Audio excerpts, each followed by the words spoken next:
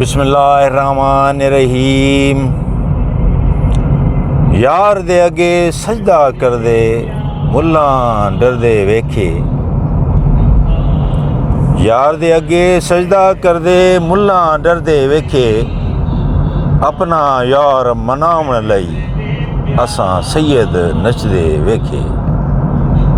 دوستو، آج ہم جس صوفی بزرگ کے مزار کی طرف جا رہے ہیں آپ کو دیدار کرائیں گے اور دعا بھی پڑھیں گے۔ وہ کراچی کے مشہور شخصیت اور بہت مشہور ہیں، اور وہاں پہ بہت زائرین خاص طور پہ جمعرات کو حاضری دینے آتے ہیں۔ ان کی مزار گلشن حدید کے بعد الٹے ہاتھ پہ لنک روڈ جاتے ہوئے، جو کہ کاٹھور روڈ کی طرف جا رہا ہے پل کی طرف، کم و بیش اس کے آدھے راستے پہ ہی مزار واقع ہے۔ آپ کا نام سید غلام نبی شاہ المعروف سمندری بابا ہے، تو آج ہم سمندری بابا کی مزار پہ وزٹ کریں گے، حاضری دیں گے، اور کچھ صوفیت کے بارے میں بھی آپ کو آگاہی دیں گے۔ تو انشاءاللہ ملاقات ہوتی ہے مزار پہ۔ شکریہ۔ چلن میلا نہیں ہوتا، میرے آقا کے غلاموں کا کفن میلا نہیں ہوتا، نہیں دکھتی یا مقلب القلوب ثبت قلبی علی دینک۔ لوگو یقین جانو، اللہ سارے کے سارے گناہ معاف کر دیتا ہے۔ ان اللہ یغفر الذنوب جميعا۔ اس پہ یقین رکھو، وہ سارے کے سارے گناہ معاف کر دیتا ہے۔ میرے آقا کے غلاموں۔ آپ کی مزار کے آس پاس بہترین اور صاف روڈ، رستے، درخت، ہریالی اور چھوٹے چھوٹے پہاڑ خوبصورتی کے ساتھ پرسکون ہونے کا احساس دلاتے ہیں۔ جب ہم مزار کے قریب پہنچتے ہیں تو گیٹ سے پہلے ایک خوبصورت اور شاندار مسجد پر نظر پڑتی ہے۔ کہا جاتا ہے کہ سمندری بابا نے یہ مسجد خود بنوائی تھی اور نام مسجد علی بھی خود رکھا تھا۔ مسجد کے گیٹ پہ بہترین اور خوبصورت انداز میں رسول اللہ صلی اللہ علیہ وسلم کی وہ حدیث مبارک لکھی گئی ہے جو آپ نے غدیر خم میں مولا علی علیہ السلام کا ہاتھ پکڑا اور صحابہ کے درمیان بلند کیا اور کہا، من کنت مولاہ فہذا علی مولاہ۔ میرے آقا کے غلاموں کا کفن میلا نہیں ہوتا۔ لا خیر فی عبدی ایہو اتھئی اجان، پاڻ پانجو پاڻ ہی صورت منجھ سञाण۔ توں ہی ڄاڻींदड़ سب کی میاں، تھیئیں کیئں اڻڄاڻ۔ اللہ اللہ چھو چمی پاڻ ہی اللہ ڄاڻ، سچو سائیں ہیکڑو ناہیں شک گمان،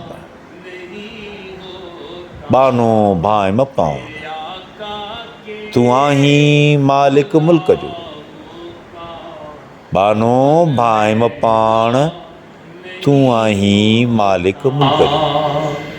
نبی کا دامن رحمت پکڑ لو اے جہاں والو۔ آئیے اب ہم آپ کو مزار کے اندر لے چلتے ہیں اور مزار کا پرسکون اور پرنور نظارہ کرواتے ہیں اور آپ کی زندگی کے حوالے سے معلومات بھی شیئر کرتے ہیں۔ آپ کا اسم گرامی حضرت سید غلام نبی شاہ رحمۃ اللہ علیہ ہے۔ آپ کے والد کا اسم گرامی حضرت سید غلام محمد شاہ رحمۃ اللہ علیہ تھا۔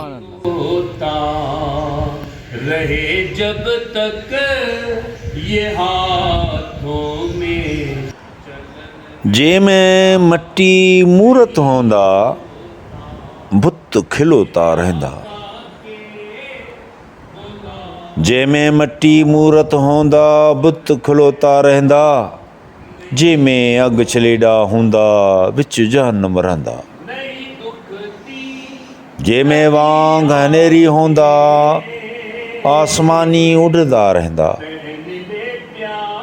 मैं होंदा पानी जाया वांग समंदरां बहंदा।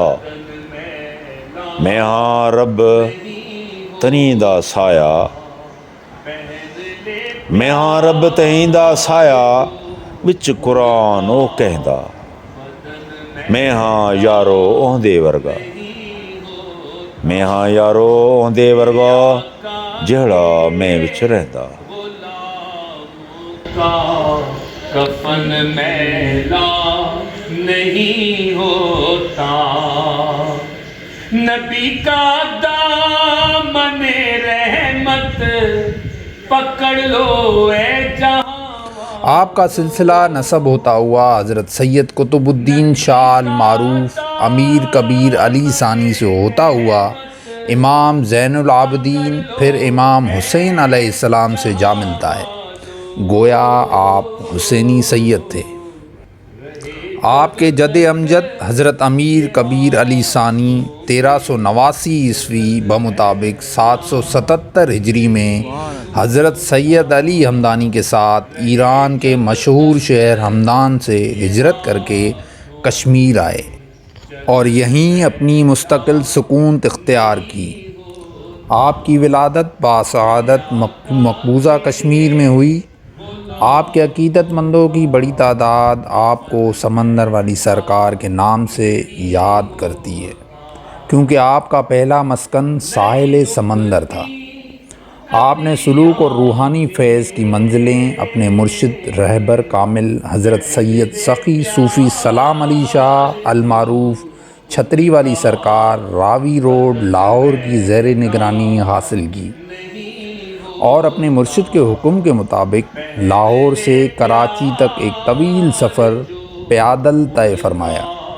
उस सफ़र के दौरान आपने हज़रत लाल शहबाज कलंदर की मज़ार पर हाज़िरी दी, जहाँ से आपको दमे अली अता हुआ और आपने लाल बाग सेवन शरीफ में कुछ घंटे क़याम भी फरमाया और फिर पहाड़ी सिलसिला शाह नूरानी और फिर मंगो पीर से होते हुए साहिल समंदर क्लिफ्टन पर अपने सफ़र का इख्तिताम फरमाया।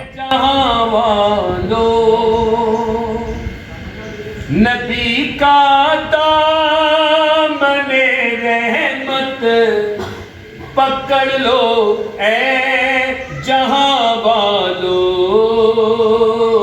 ज़रहमत कुन नज़र बरहाल ज़ारम या रसूल अल्लाह। ज़रहमत कुन नज़र बरहाल ज़ारम या रसूल अल्लाह। गरीबम बेनवायम खाक सारम या रसूल अल्लाह। ज़िदाग़े हिजरतों के दिल फिगारम या रसूल अल्लाह। बहार सद चमन दर सीने दारम या रसूल अल्लाह। तू ही तस्कीन दिल आराम जान सब्रो करार मन। रुखे पर नूर जान बेकरारम या रसूल अल्लाह। तू ही मौलाए मन आकाए मन वालिए जान मन। तू ही दानी के जुज़ तू कस नदारम या रसूल अल्लाह। ज़रहमत कुन नज़र बरहाल ज़ारम या रसूल अल्लाह। गरीबम बेनवाई खाक सारम या रसूल अल्लाह। आका के गुलामों का कफन मैला नहीं होता।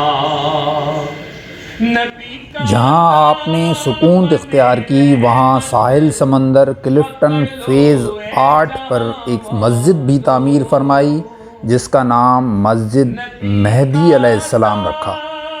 बाद में आपने उसका नाम तब्दील फरमाकर मस्जिद अरफात रख दिया। آپ اپنے پیر و مرشد کے مطابق اس جگہ موجود غار میں عبادت کے لیے تشریف لایا کرتے تھے۔ یہاں آپ کو ہاتف غیبی سے صدا آئی کہ اس چلہ گاہ کے قریب مسجد علی علیہ السلام تعمیر کرو۔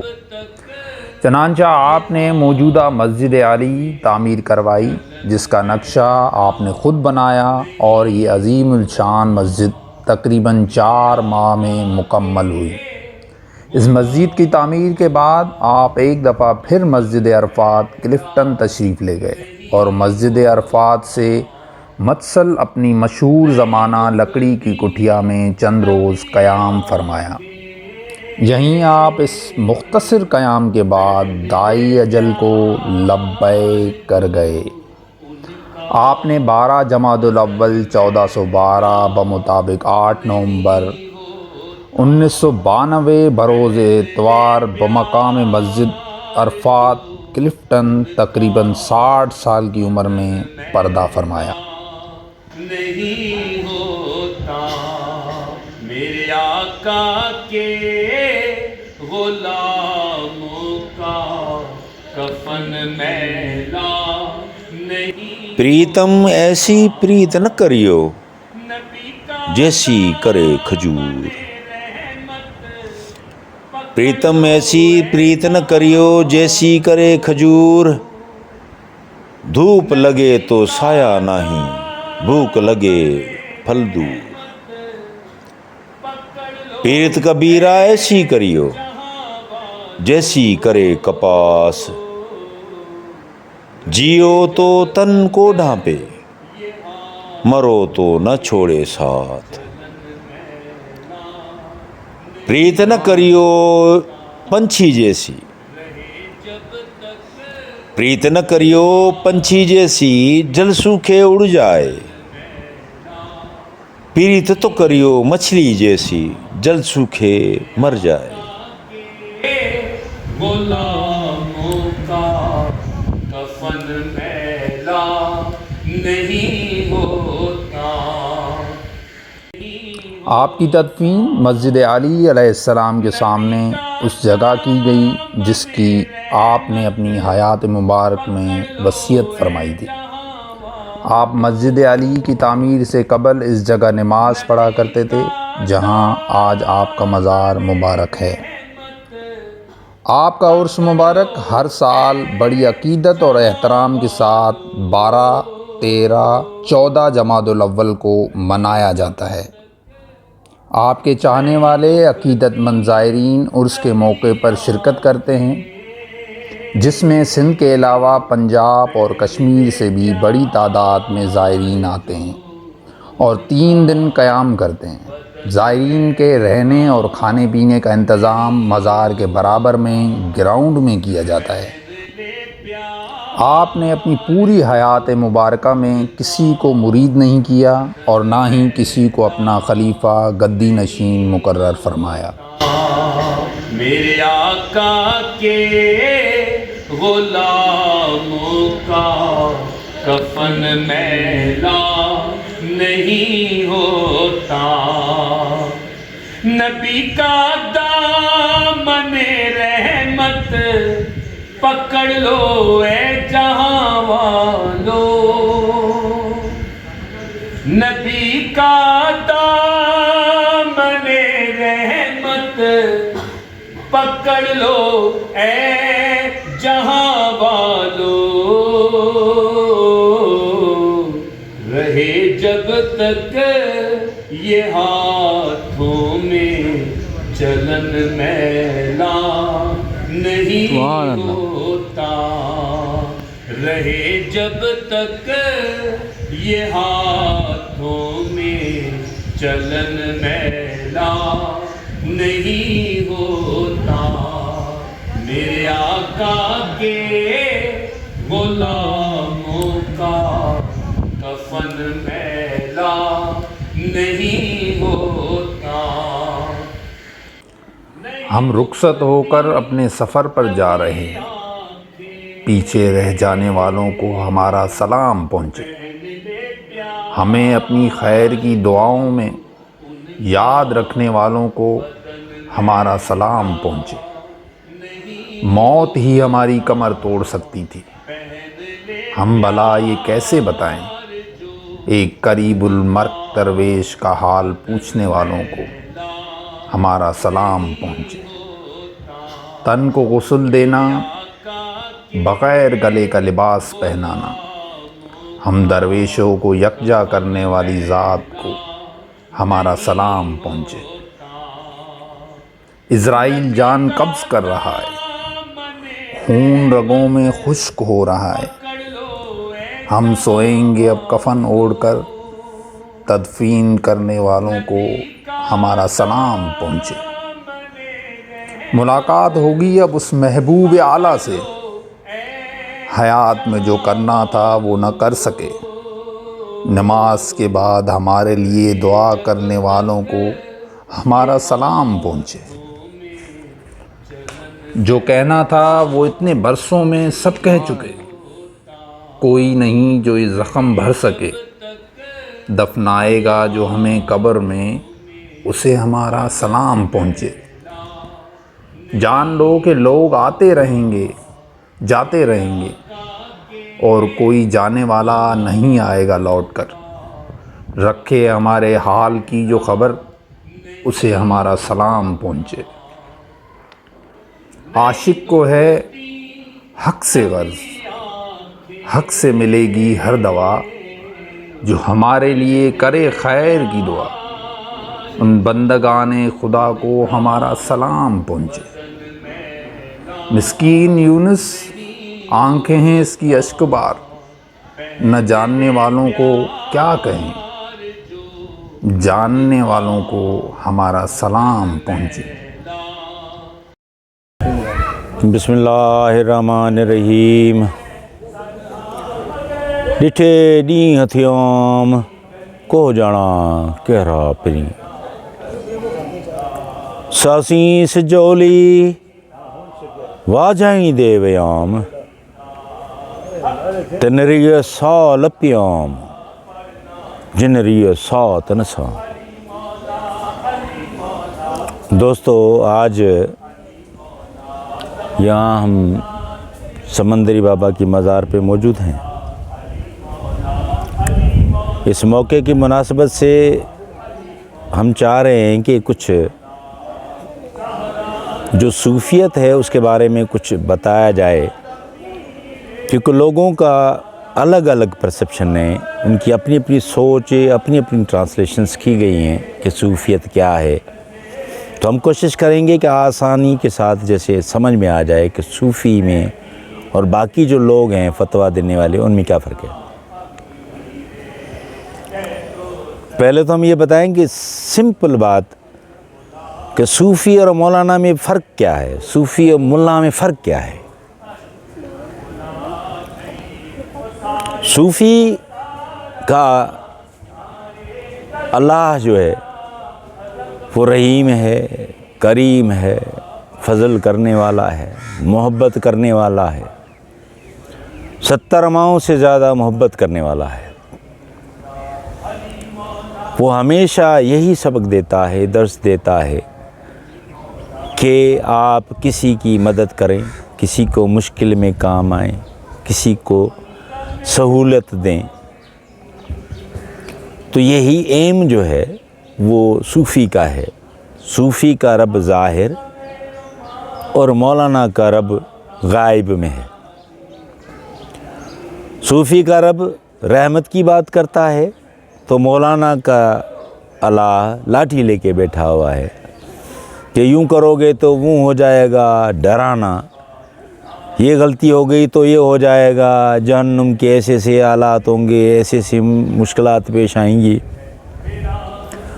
تو وہ پہلو آپ جب بھی دیکھیں گے وہ آپ کو خوف اور ڈر کا جو ہے نا ایک سماسا لگے گا، اور اس میں اکیلائی ہو جائے گی ان لوگوں کی اپنے گروپ کے لحاظ سے۔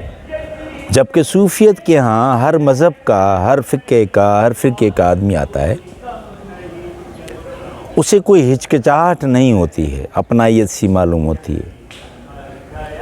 تو اس میں شاہ صاحب نے ایک شعر پڑھا ہے، اس ضمن میں وہ پڑھے دیتا ہوں پھر اس کی میں ٹرانسلیشن کرتا ہوں. امید کرتا ہوں کہ آپ سمجھنے کی کوشش کریں گے.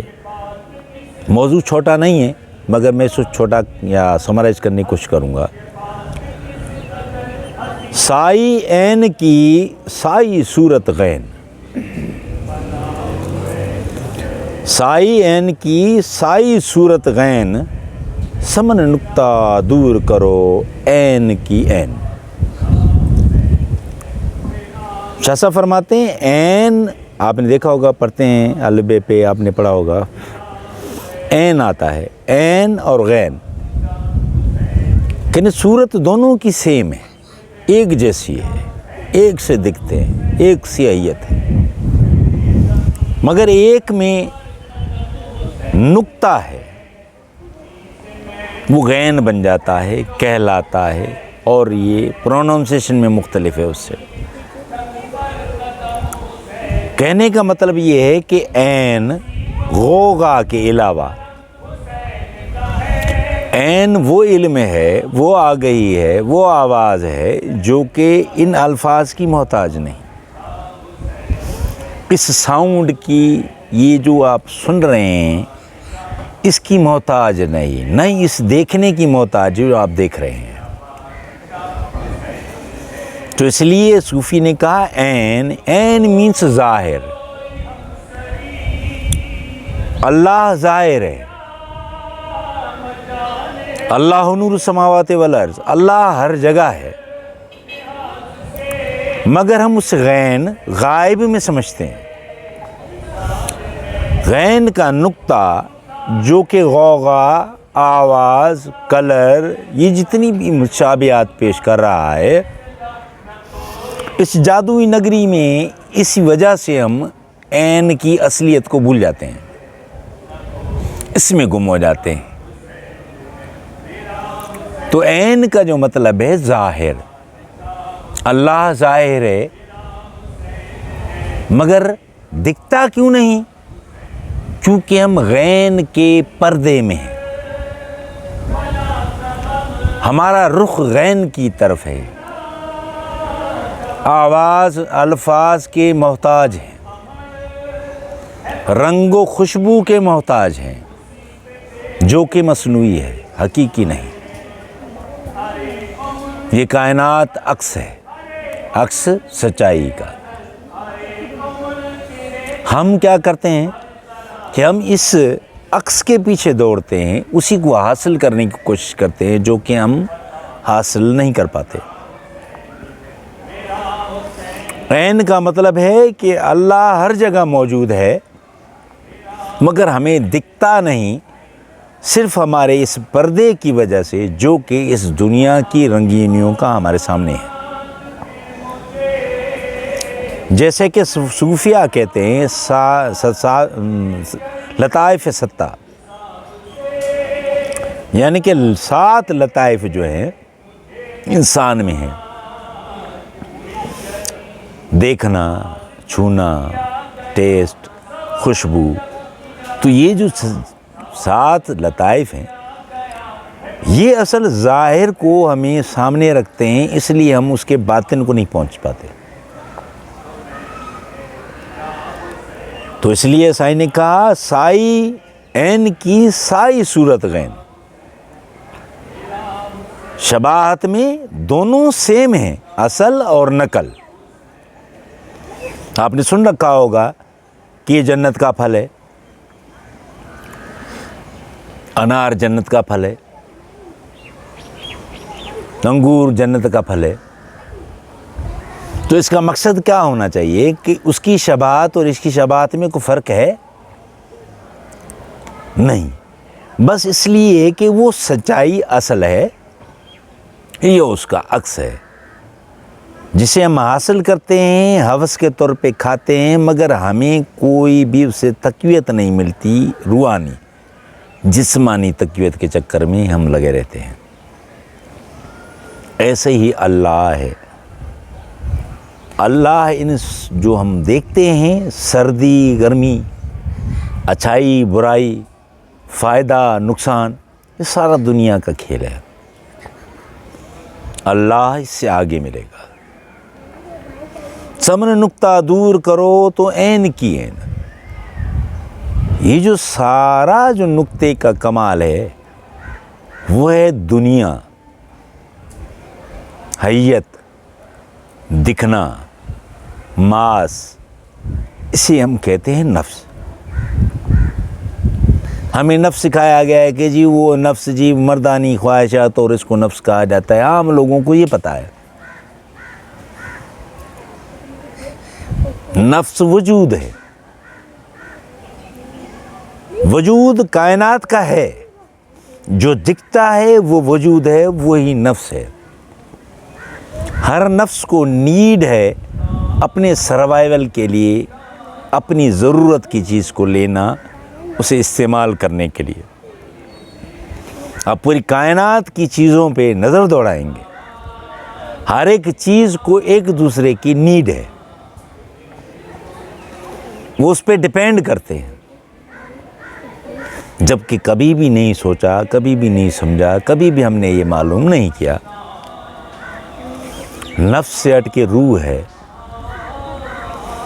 क्या रूह को ज़रूरत है इन मशरूबात की, फलों की, आशाइश की, सर्दी गर्मी की, मुश्किल आसानी की कोई ज़रूरत है?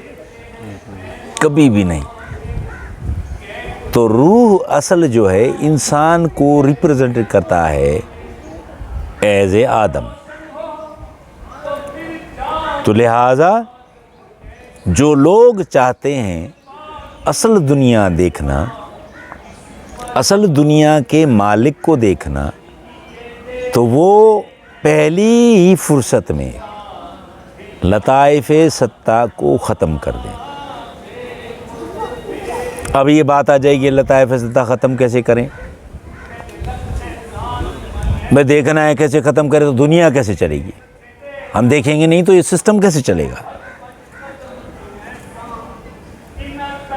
भाई सर्दी गर्मी का नहीं पता चलेगा, ये दुनिया कैसे चलेगी? हमें एहसास है कि अगर ये इंसान को कहा जाए अपनी आंखें बंद कर लो तो वो नहीं कर सकता, कान बंद कर लो नहीं कर सकता, खाना छोड़ दो नहीं कर सकता, छाँव में बैठना, धूप से बचना, बारिश पानी मुसीबतों से बचना नहीं छोड़ सकता। तो इसलिए अल्लाह तबारक व तआला ने एक कानून बनाया जिसको कानून शरिया कहते हैं। कानून शरिया ने हमें सिखाया देखो ज़रूर, मगर उस निगाह उस ज़ाविये से जो अल्लाह ने बताया, उसे रास्ता बंद करने का आसान तरीका शरिया ने बताया है, जो सूफिया फॉलो करते हैं। मगर जो नहीं समझने वाले लोग वो सूफिया को पता नहीं क्या क्या अलकाब देते हैं। भाई सूफिया मुसलमान हैं कि नहीं, सूफिया बिदअत करते हैं, सूफिया गलत बातें करते हैं। हम ना समझने के बेसिस पे ये बोलते हैं। कहा सुन, ज़रूर सुन, मगर उन बातों को जो अल्लाह ने तुम पे जायज़ करार दी, उन पे नहीं जो नाजायज़ है। क्यों बनाया कानून अल्लाह ने? सीधी राह दिखाने के लिए। खा वो चीज़ खा जो अल्लाह ने तुझे बताया कि तेरे लिए फ़ायदेमंद हिलाल है, ना कि वो जिससे मना किया। ऐसे ही काम करना भी ऐसा ही है। तो लिहाजा सूफियत एक अलग मज़हब नहीं, जिसको लोग समझ में नहीं आती वो अलग मज़हब कहते हैं इसको, ऐसी बात नहीं है। सूफ़ी ज़ाहिर की बात करता है, उसे बताना समझाने की बात करता है। कायनात की हर एक चीज़ एक दूसरे को फैसिलिटेट कर रही है, सिवाय आदम के। आदम में हवस होने की वजह से वो चैन को रोक देता है, फैसिलिटेट नहीं करता। जबकि रिस्क चाहिए तो रिस्क बांटो, मुसीबतों से बचना चाहते हो तो लोगों को फैसिलिटेट करो, हिफाजत चाहते हो तो दूसरों की हिफाजत करो, जो कुरान का फ़लसफ़ा है। تو لہٰذا اس چھوٹی سی بات میں ہم نے کوشش کی کہ صوفیت میں کیا فرق ہے۔ جو عام لوگ بتاتے ہیں، ڈراتے ہیں کہ جی ایسا ہو گیا، آپ نے نیلے کپڑے پہن لیے تو پتہ نہیں کیا ہو جائے گا، کالے پہن لیے تو پتہ نہیں کیا ہو جائے گا، آپ حضور صلی اللہ علیہ وسلم کی بات کی یا ان کی آل کی بات کی تو پتہ نہیں کیا ہو جائے گا، کسی نے یا علی کہہ دیا تو کچھ اور بات ہو جائے گی۔ ایسا کچھ بھی نہیں ہے، سوائے اس یقین کے جو اللہ پہ ہے۔ جو یقین اپنے کو بڑھائے گا، مضبوط رکھے گا، وہی اللہ کو سمجھ اور پا سکتا ہے۔ اسے پانا سمجھنا ہی کامیابی ہے آدم کی، باقی سب زیادہ۔ اتنی مشکلات سے آپ اس انسانی جسم تک پہنچے ہیں، آدم تک پہنچے ہیں کہ شعر ہے جیسے کہ ہزاروں سال نرگس اپنی بے نوری پہ روتی، ہزاروں سال نرگس اپنی بے نوری پہ روتی۔ اب اصل مسئلہ یہ ہے کہ یہ بھی ایک بڑا فلسفہ ہے کہ نرگس کون ہے جو ہزارہ سال روئی۔ کبھی انشاءاللہ نیکسٹ کلپ میں ہم آپ کو اس بارے میں ہم بتائیں گے۔ بڑی مشکل سے ہوتا ہے چمن میں دیدور پیدا۔ تو آدم کو اتنی بڑی مشکل سے اتنا فاصلہ طے کرنے کے بعد حیت ملتی ہے۔ چھوٹی مثال میڈیکلی کہ ایک باپ کے اسپرمس وہ لاکھوں میں سے ضائع ہو جاتے ہیں، کسی میں سے ایک انسان بنتا ہے۔ سوچو کہ اگر اس بننے والے کے نہ بننے والے میں شمار تم ہوتے تو اب کہاں ہوتے؟ پھر اس دنیا کے لمبے فلسفے میں، فاصلے میں، اس پروسیس میں پھنس جاتے۔ شکر کرو اللہ نے آدم کی یہ حیت دی ہمیں، یہ عقل سلیم دیا، سمجھ دی، اور ہم پہ انبیاء کرام کو بھیجا اور حضور سرور کائنات کو ہمارا وارث کر کے بھیجا۔ تو ہمیں شکر ادا کرنا چاہیے اور اپنی زندگی کو ضائع کرنے کے بجائے اسی سے فائدہ اٹھا کے کامیابی حاصل کریں۔ اللہ ہم سب کا حامی و ناصر رہے، اور میری دعا ہے کہ اللہ یہ سمجھ تھوڑی بہت بھی دے دے تو انسان برائیوں سے، غلط کاموں سے رک سکتا ہے، متقی پرہیزگار کی منزل تک پہنچنے کے لیے۔ ہدی للمتقین الذین یؤمنون، ہدایت دیتا ہے متقی پرہیزگار کو۔ تو متقی پرہیزگار تک پہنچنے کا یہ آسان سا فارمولہ جو میں نے بتانے کی کوشش کی ہے۔ دعا ہے کہ اللہ ہماری اس کاوش کو کامیابی دے۔ وکفیٰ باللہ وکیلا، وکفیٰ باللہ شہیدا، وکفیٰ باللہ نصیرا، وکفیٰ باللہ حسیبا، وکفیٰ باللہ علیما، وکفیٰ باللہ ولیا۔ اللہم صلی علی سیدنا شفیعنا حبیبنا مولانا محمد وعلی آلہ وصحبہ اجمعین برحمتک یا ارحم الراحمین۔ ربنا آتینا فی الدنیا حسنۃ وفی الآخرۃ حسنۃ وقنا عذاب النار۔ یا رب العالمین تو ہمیں بخش، مالک تو ہمیں سیدھی راہ اور روشنی عطا کر، مولا حضور کے صدقے کامیابی عطا کر۔ گر قبول رکھتے سے بحق لا الہ الا اللہ محمد رسول اللہ صلی اللہ علیہ وسلم۔ غصے وچ نہ آیا کر، ٹھنڈا کر کے کھایا کر، دن تیرے بھی پھر جائیں گے، ایویں نہ گھبرایا کر۔ پیارے ایسے بوٹے لا، سارے پنڈ تے سایا کر، اپنے اندروں جھوٹ مکا، سچ دا ڈھول بجایا کر۔ رکھی سکھی کھا کے توں سجدے وچ ٹر جایا کر، رکھی سکھی کھا کے توں سجدے وچ ٹر جایا کر۔ من اندر توں جھاڑو دے، اندر باہر صفایا کر۔ غصے وچ نہ آیا کر، ٹھنڈا کر کے کھایا کر۔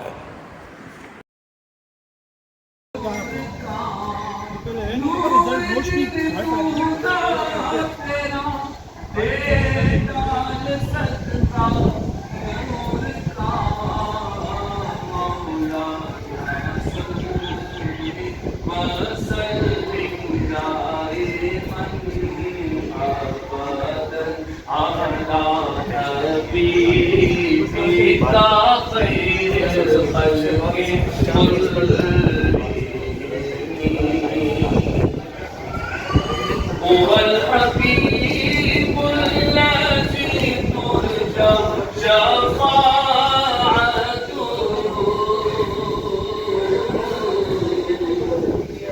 هو الحبيب الذي ترجى شفاعته